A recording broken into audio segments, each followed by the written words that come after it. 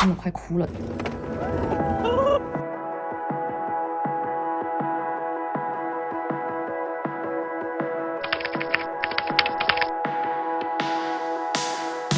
Hello， 大家，今天呢又是新的一天，今天10点才出发，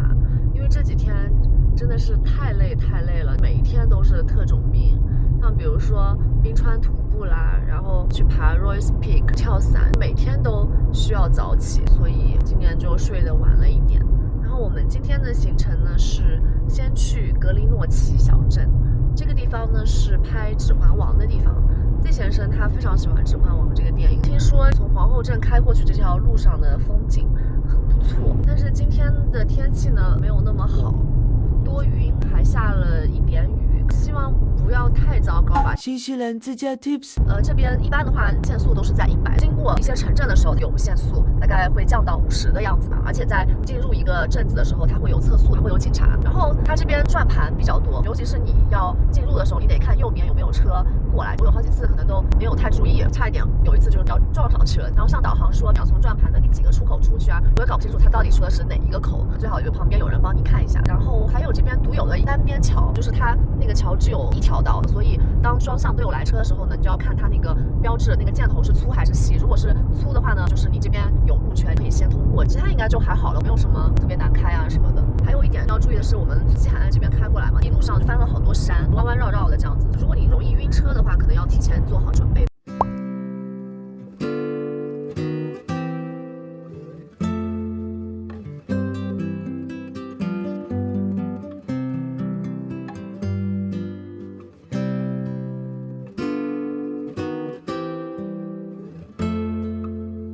真的是冻死我了！我们刚才在格林诺奇这边逛了一圈，就是它这个红房子附近，湖边的风啊，真的是非常大，特别冷，特别冷，我已经受不了，我就先回车上来了。大家来格林诺奇一定要多穿一点。今天跟昨天的温度简直是天差地别，昨天是夏天暴晒，今天又是冬天暴冷的那一种。然后还要跟大家说一个很神奇的事，就是我的美甲，不知道大家看不看得到，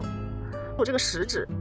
它现在是有一点金色的嘛，它其实做好的时候是银色的，包括像中指啊，还有无名指上面本来也是有一些银色闪闪的东西嘛，现在也是开始变得有点金色那种感觉了。这件事说不定是被晒成这样子，天哪，也太神奇了。然后从另一个侧面也反映出新西兰的太阳是有多毒啊。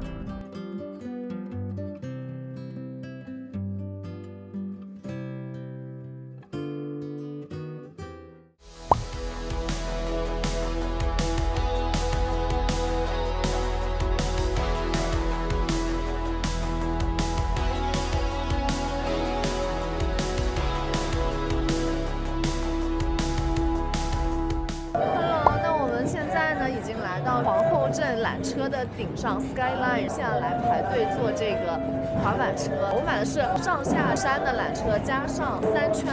滑板车，然后再加上晚饭这边的自助餐厅的一个套票，所以我们待会儿要坐3圈，我觉得应该会蛮好玩、蛮刺激的，一会儿看吧。3圈滑板车，我们大概花了1个小时左右吧，还是蛮快的。然后这个滑板车我觉得还挺好玩的，然后我觉得它可以就是再更刺激一点，就可以再更快一点。坐这个滑板车的过程中啊，你是可以稍微俯瞰到一些皇后镇的景观的，它还有5圈的那种。如果你特别喜欢玩的话，5圈也 OK，3圈我觉得是差不多刚刚好吧。1圈的话可能会有点不太过瘾。完了之后呢，我们还去了观景台，在观景台上可以俯瞰到皇后镇的整个景观，还是蛮美的。但是上面风特别大，超级冷，所以大家如果来这个上面的话，还是多穿一点衣服。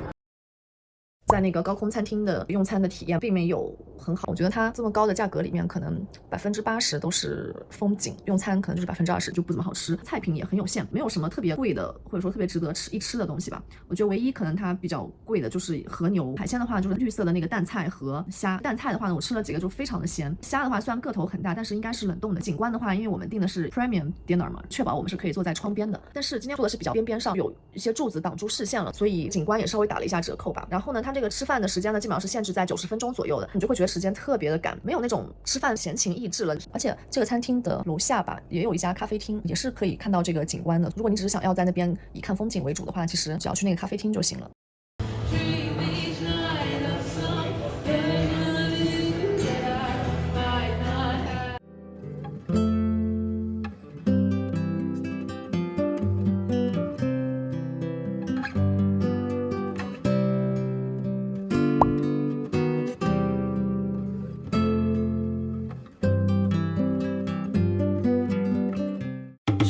环翻车事件。今天晚上真的发生了很多让人很崩溃的事情。我们今天晚上11点多才回到酒店，酒店停车场已经停满了，我们就只好去周边找一找有没有停车位。然后我们找了一个地方，它是在一个路的旁边，停车地离酒店走路可能8到10分钟左右吧。它要上一个坡，很斜，走起来也蛮累的。然后呢，我们都已经走到快到酒店，都已经看到酒店的时候，这先生就问我说：“哎，你房卡带了吗？”然后我就一下懵了。因为我记忆中好像没有拿房卡的这个动作，房卡很有可能是被我落在车上了。于是乎，那先生他又折返回去拿房卡，然后到了房间，这先生又发现他全都是各种充电线的一个包，好像也落在车上了。他现在就又回去拿了。A few moments later， 然后刚才他又给我打电话说他忘记拿车钥匙了。